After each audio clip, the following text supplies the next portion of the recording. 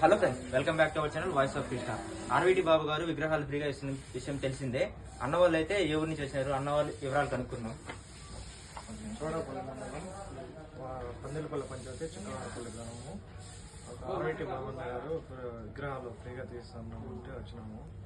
అన్నగారు ఇలాంటి మంచి కార్యక్రమాలు చేస్తున్నందుకు చాలా హ్యాపీగా ఉంది.